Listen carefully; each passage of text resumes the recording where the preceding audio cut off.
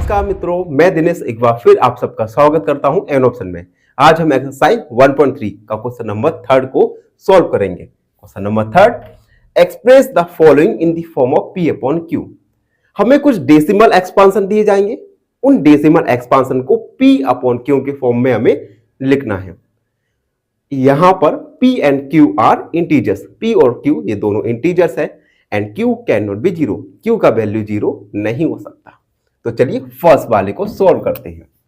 Solve. अब देखो बच्चों, 0.6 का बार, इस बार का मतलब होता है कि यहां पे जो 6 का वैल्यू है वो इनफिनाइट तक बढ़ता जाएगा। तो हम इसे x मानेंगे। Let x equal 0.6666। अब कितने भी 6 को लिख सकते हैं क्योंकि इन नंबर ऑफ 6 यहां पे इनफिनाइट है। उसके बाद इसे इक्वेशन फर्स्ट मान लेंगे। उसके बाद multiplying equation first by 10 both sides. Equation first के दोनों साइड LHS और RHS दोनों ही साइड में हम 10 का मल्टीप्लाई करेंगे। चलिए करते हैं। 10x इक्वल, अब यहां पे हम 10 का मल्टीप्लाई करेंगे तो हो जाएगा 6.6666। ठीक है बच्चों, यहां पे 10 का मल्टीप्लाई किया। अब देखो 10x ये 6.6666 है, तो हम इसे एडिशन के फॉर्म में लिख सकते हैं 6 प्लस 0.6666। अब देखो हम 6.6666 को 6.06 के फॉर्म में लिख सकते हैं क्योंकि हम इन दोनों को ऐड करेंगे तो 6.66 ही आएगा। अब देखिए 10x इक्वल 6। अब देखिए इक्वेशन फर्स्ट में देखिए 0.6666, इसका वैल्यू क्या है x, तो हम इक्वेशन फर्स्ट से x का वैल्यू यहां रखेंगे और यहां लिख देंगे from equation first. Equation first से हमने 0.6666 का वैल्यू रख दिया। अब 10x इक्वल x RHS तरफ है, ट्रांसफर करेंगे तो ये माइनस का हो जाएगा, माइनस का x इक्वल 6। सब्ट्रैक्ट करेंगे 9x इक्वल 6, x का वैल्यू 6 अपॉन 9। उसके बाद 3 का डिवाइड करेंगे तो x इक्वल 2 अपॉन 3। तो हम लिखेंगे हेंस जीरो डेसिमल एक्सपांशन, या लिख सकते हैं 0.6 square equal 2 upon 3। I hope आप सब बच्चों को समझ आ रहा हो। ये हमने फर्स्ट वाले को सॉल्व किया, जैसे हमने डेसिमल एक्सपांशन को P अपॉन Q के फॉर्म में लिख दिया। तो ये था क्वेश्चन नंबर 3 का ए वाला। वीडियो में आगे बढ़ेंगे और सॉल्व करेंगे क्वेश्चन नंबर 3 का सेकंड वाला। सेकंड वाला है 0.47 का बार। इस क्वेश्चन में बच्चों ध्यान दीजिए, यहां पे केवल जो बार का साइन है वो 7 पर है, यानी 7 ही रिपीट होता जाएगा। उसके बाद इसे भी हमें डेसिमल एक्सपांशन जो हमें दिया गया है इसे हमें P अपॉन Q के फॉर्म में लिखना है। तो चलिए सबसे पहले let x equal 0.47777 equation first हम लिख सकते हैं। ये इक्वेशन फर्स्ट मान लिया क्योंकि 7 पर बार है तो 7 को हम इनफिनाइट टाइम्स लिख सकते हैं। उसके बाद multiplying equation first by 10 both sides. Equation first को हम 10 से मल्टीप्लाई करेंगे दोनों साइड में, तो 10x इक्वल, अब यहां पे 10 का मल्टीप्लाई करेंगे तो ये आएगा 4.7777, ये इक्वेशन सेकेंड। ठीक है, 10 का मल्टीप्लाई किया दोनों साइड तो यहाँ पे 10x और यहाँ पे 4.7777। जब भी हम किसी डेसिमल एक्सपांशन में 10 का मल्टीप्लाई करेंगे तो ये जो पॉइंट है 1 डिजिट पहले शिफ्ट हो जाता है।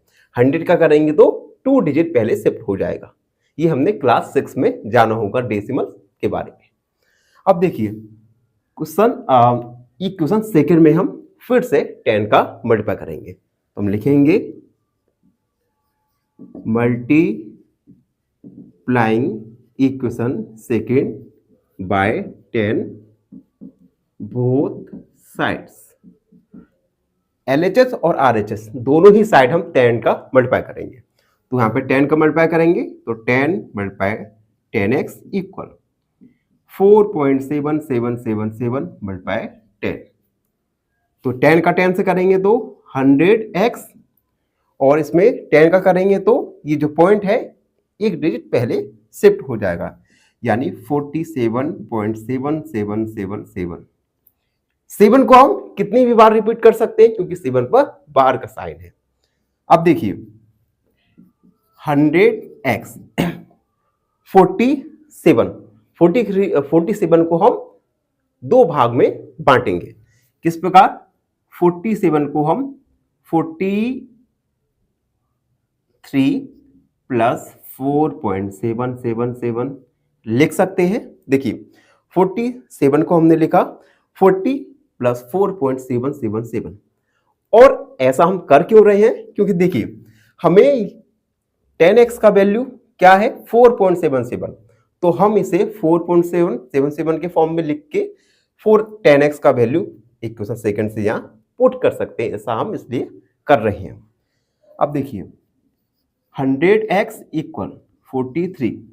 अब देखिए बच्चों 4.777 इक्वेशन फर्स्ट में देखिए 4.777 का वैल्यू क्या है 10x, तो हम यहां लिख सकते हैं 10x। लिखेंगे फ्रॉम इक्वेशन फर्स्ट से हमने 4.77 का वैल्यू यहां पे रख दी। अब देखिए बच्चों 10x 100x 10x right side में है, लेफ्ट साइड में ले जाएंगे तो ये आएगा माइनस 10x इक्वल 43 लिखा। सब्ट्रैक्ट कर देंगे तो 90x इक्वल 43। x का वैल्यू 43/90, तो हम लिख सकते हैं हेंस 0.47 का बार इक्वल 43/90, यानी 0.47 का बार इसे हम P/Q के फॉर्म में लिखेंगे तो हमारा आंसर आएगा 43/90। तो ये था क्वेश्चन नंबर 3 का बी वाला। बच्चों क्वेश्चन में आगे बढ़ेंगे और क्वेश्चन नंबर 3 का थर्ड वाला जो है 0.001। 0.001 का बार इसे हमें P/Q के फॉर्म में लिखना है और यहाँ पे P और Q दोनों ही इंटीजर्स हैं और Q कैन नॉट बी 0। चलिए लास्ट वाले को भी सॉल्व करते हैं। सबसे पहले हर बार की तरह इसे हम लेट करके x इक्वल 0.001 लिख सकते हैं इक्वेशन फर्स्ट। अब देखिए बच्चों इसमें 0.01 पर पूरे पर बार है, यानी ये तीनों डिजिट हर बार रिपीट होते जाएंगे। तो इसलिए हमें इक्वेशन फर्स्ट में मल्टीप्लाई करना होगा 1000 का, तो हम लिखेंगे multiplying equation first by 1000 in both side. Equation first में हम दोनों साइड 1000 का मल्टीप्लाई करेंगे। अब एक क्वेश्चन आप सब बच्चों के सामने आ सकता है कि हमने फर्स्ट वाले में 10 का किया, सेकंड वाले में 10 का किया, यहां पे हमने 10 का क्यों नहीं किया? तो इसके लिए देखिए 0 पॉइंट के बाद कितने डिजिट है यहाँ पे 3, तो 3 डिजिट के लिए हमने 1000 का मल्टीप्लाई करना पड़ेगा। चलिए मल्टीप्लाई करेंगे 1000x इक्वल। अब देखिए जैसे ही हम इसमें 1000 का मल्टीप्लाई करेंगे तो जो पॉइंट है 3 डिजिट बाद शिफ्ट हो जाएगा। तो ये होगा 1.001,001 क्योंकि हर बार, क्योंकि ये 001 पर रिपीट हो रहा है, ठीक है, बार लगाए तो 1.001,001 ये हर बार रिपीट होता जाएगा। उसके बाद 1000x इक्वल, अब हम इसे एडिशन के फॉर्म में तोड़कर लिखेंगे। इसे हम लिख सकते हैं 1.1 प्लस 0.001 का वार। हम इसे देखिए, क्योंकि हम 0.001 में 1 का ऐड करेंगे तो आएगा 1.001। ठीक है बच्चों, चाहो तो सुविधा के लिए आपकी इसे हम यहाँ पे वार लिख सकते हैं। ठीक है, दोनों ही मीन्स इक्वल ही है, क्योंकि 001 ये रिपीट होते जाएंगे, रिपीटेड डिजिट्स है। उसके बाद 1000x इक्वल 1 प्लस, अब देखिए इक्वेशन फर्स्ट में 0.001 का वार, इसका वैल्यू क्या है x, तो हम लिखेंगे यहाँ पे x फ्रॉम इक्वेशन फर्स्ट। उसके बाद 1000x माइनस, ये RHS तरफ है, लेफ्ट हैंड साइड गया तो माइनस का हो जाएगा 1। 1000x में से x को सब्ट्रैक्ट करेंगे तो आएगा 999x इक्वल 1। उसके बाद x का वैल्यू निकालेंगे, x का वैल्यू आएगा 1/999, हेंस 0.001 का वार का वैल्यू आया 1/99। इसे हमने p/q के फॉर्म में लिख दिया। तो बच्चों हमने क्वेश्चन नंबर 3 में सब क्वेश्चन 1, 2 एंड 3 तीनों को सॉल्व किया।